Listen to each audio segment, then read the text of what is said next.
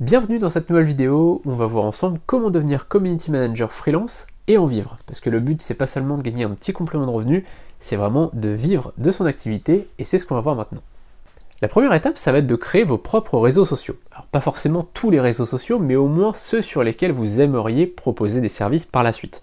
Vous pouvez très bien vous spécialiser sur un réseau social, on en parlera juste après, ou bien créer plusieurs réseaux sociaux et éventuellement les faire travailler entre eux.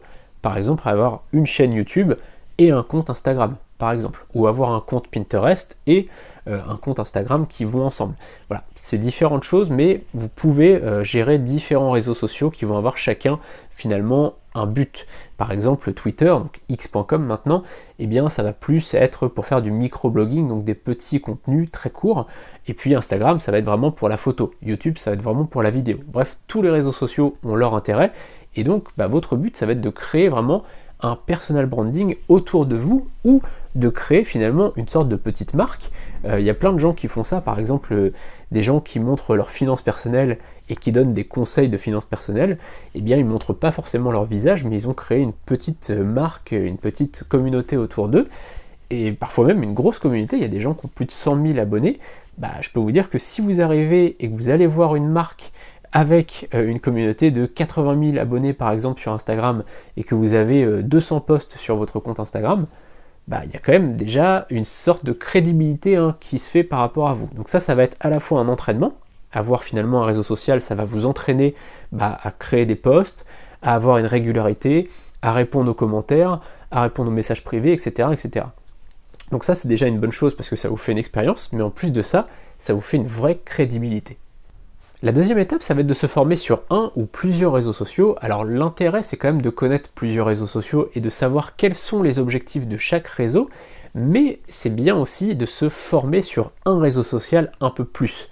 C'est bien d'avoir des connaissances un peu théoriques sur chaque réseau social, mais d'avoir vraiment une connaissance très approfondie sur un. Si par exemple vous adorez Instagram, formez-vous à fond dessus, achetez toutes les formations qui existent. Et une chose importante, sur les formations, je ne vous dis pas de suivre des formations community manager comme on voit beaucoup, qui coûtent 1000 euros, 2000 euros, 3000 euros comme j'ai pu voir, et qui sont dispensées par des gens qui n'ont jamais été eux-mêmes community manager. Ça c'est, je ferai une vidéo là-dessus parce que je pense que c'est important de faire une vidéo sur ce sujet, parce qu'il y a beaucoup de gens qui aujourd'hui vendent des formations pour les freelances sans jamais l'avoir été eux-mêmes. C'est un petit peu dérangeant, et en plus souvent c'est des formations à 1000, 2000, 3000 euros avec des politiques de remboursement assez obscures sur lesquelles c'est impossible de se faire rembourser. De toute façon ils sont à Dubaï donc c'est impossible. Donc voilà, évitez ce genre d'achat, ça sert à rien. Achetez plutôt une bonne formation sur BeTeacher, sur Udemy, sur Domestika, des formations à 60 euros maximum. Il y en a même à 10 euros, 20 euros, 30 euros. J'en parle tout le temps de ces formations-là, mais c'est ce qu'il faut acheter finalement. Ça sert à rien d'aller mettre. Alors, évidemment, certains spécialistes, vraiment, si vous avez vraiment une personne qui est experte, qui est vraiment community manager et qui a une formation à 2000 euros, ça peut valoir le coup. Mais on voit bien que les formations en général qui sont vendues à ce prix-là sont dispensées par des gens qui n'ont jamais été community manager.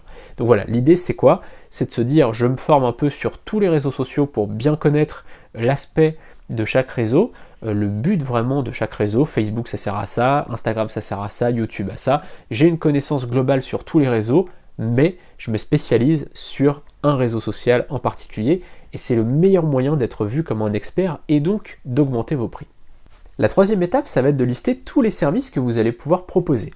Vous avez sélectionné un réseau et vous allez lister tous les services sur ce réseau que vous allez pouvoir créer. Ça peut être de la création de posts, ça peut être de la modération de commentaires et de messages privés, ça peut être de la création et de la gestion de pubs, de campagnes de pub, ça peut être de la recherche d'influenceurs et de micro-influenceurs, etc., etc. Et vous allez lister comme ça toutes les choses que vous pouvez faire. Souvent, je vois l'erreur sur les plateformes comme ComeUp, comme même BeFreelancer. Je vais être votre community manager, point. Voilà, c'est très vague et en fait, ça veut dire, en gros, je peux tout faire et je vais tout faire. Le problème, c'est que souvent, il peut y avoir des clients derrière qui vont aller demander beaucoup plus, puisque je vais être votre community manager pendant 30 jours, c'est beaucoup trop vague. Et le problème de ça, c'est que les clients vont arriver, ils vont dire, tiens, sur Facebook, faites-moi ça, sur YouTube, faites-moi ça, sur Instagram, faites-moi ça. Et comme le freelance n'a pas suffisamment borné son offre, n'a pas forcément listé ce qu'il va faire, eh bien, il ne peut pas trop dire non, puisque finalement, c'était prévu dans l'offre. Je vais être votre community manager pendant 30 jours. Alors que si vous dites, voilà, je vais gérer vos commentaires et vos messages privés pendant 30 jours, maximum X commentaires, là c'est clair, c'est carré, c'est précis. Et donc c'est ce que je vous conseille de faire vraiment, c'est de dire, voilà, je vais être votre community manager sur Instagram, ça c'est assez large déjà, et je vais faire ça. Ou alors, plus précis encore, comme je disais, je vais gérer vos commentaires, modérer vos commentaires et vos messages privés pendant 30 jours sur Instagram, et je vais faire maximum X messages. Voilà. Ça peut être comme ça peut être une offre vraiment très précise, et au moins les personnes, moi par exemple, je cherche quelqu'un en ce moment, d'ailleurs si vous me direz dans les commentaires si jamais vous voulez le faire, hein, vous pouvez le proposer. N'hésitez pas d'ailleurs à dire dans les commentaires si vous proposez des services, que ce soit du community management ou d'autres choses, mais je cherche en ce moment une personne pour modérer mes commentaires sur YouTube, puisque j'ai pas que cette chaîne, j'ai pas mal de chaînes, et donc je cherche quelqu'un pour modérer mes commentaires. Et finalement, je cherche ça, mais je trouve pas finalement chaussure à mon pied, c'est-à-dire que les gens sont je vais faire votre community manager, personne ne se spécialise sur YouTube et personne ne se spécialise sur la modération de commentaires. Donc c'est un petit peu dommage. Donc n'hésitez pas à être précis, à être le plus précis possible. Et ensuite, la quatrième étape, ça va être de proposer ces services sur Fiverr, ComeUp, BeFreelancer, etc. D'ailleurs, je ne l'ai pas dit, mais sur la précédente étape, vous pouvez simplement aller sur ces plateformes, sur Fiverr, sur ComeUp, sur BeFreelancer, vous tapez Instagram, par exemple, si vous êtes spécialiste d'Instagram, et vous allez trouver des idées de services à proposer, puisqu'il y a des gens qui vont faire des services très précis, et vous allez pouvoir vous en inspirer, vous allez pouvoir lister ces services, et donc les proposer vous-même.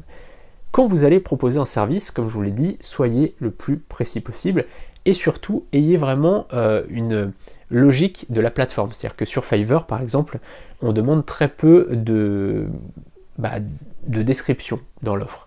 Vous devez juste lister ce que vous allez faire, point final. Par contre, nous sur BeFreelancer, puisque c'est ma plateforme avec Léa, eh bien, on demande vraiment à avoir une offre très décrite, puisque ça protège les deux en fait. Ça protège à la fois le client qui sait exactement ce qu'il va avoir, et ça protège le freelance, puisque son offre, elle est packagée, elle est claire, elle est comprise par le client, et au moins le client ne va pas aller demander d'autres choses, puisque c'est pas dans l'offre. S'il dit, voilà, allez me faire ça sur Facebook s'il vous plaît, non, puisque là c'est un service Instagram, si vous voulez je peux vous faire un autre service si vous le souhaitez, hein, vous pouvez commander le service adéquat, mais là c'est un service Instagram, je vous ai dit que je faisais ça, donc je fais ça. Voilà, donc ça vous protège vraiment, essayez d'avoir une offre la plus claire possible, la plus précise possible, et de vous adapter vraiment à chaque plateforme. Surtout ne mettez pas le même texte sur tous, puisque vous allez vous faire bâcher, dans la mesure où ça va pénaliser la plateforme. Si vous mettez le même texte, en fait, la plateforme va être pénalisée par Google, donc essayez de mettre un texte vraiment très différent d'une plateforme sur l'autre. Voilà, c'est la fin de cette vidéo, n'hésitez pas à vous abonner à la chaîne YouTube juste en dessous et à activer la cloche pour recevoir toutes les prochaines vidéos. Vous pouvez aussi poser vos questions dans les commentaires, on se retrouve très bientôt pour une prochaine vidéo, et on se retrouve sur BeFreelancer si vous le souhaitez. A bientôt, salut!